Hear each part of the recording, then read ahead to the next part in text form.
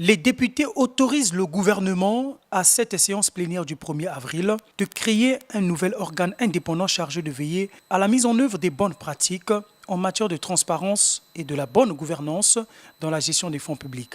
Le débat a porté précisément sur l'examen et l'adoption de la loi fixant les attributions, la composition et le fonctionnement de la Commission nationale de transparence et de responsabilité dans la gestion des finances publiques.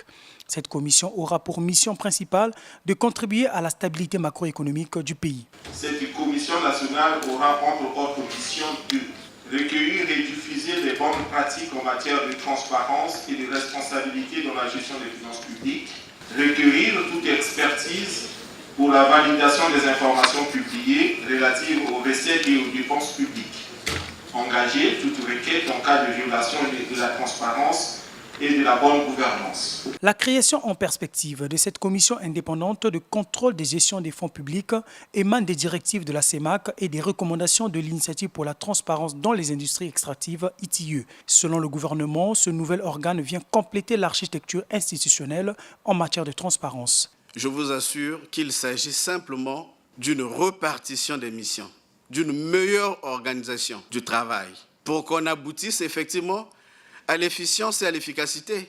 En ce qui concerne les finances publiques dans notre pays, nous avons plusieurs niveaux de contrôle. Le gouvernement pense qu'en dehors de tous ces organes, il est intéressant de mettre en place une autorité indépendante qui ne sera pas inféodée au gouvernement, qui ne sera pas inféodée à notre architecture institutionnelle.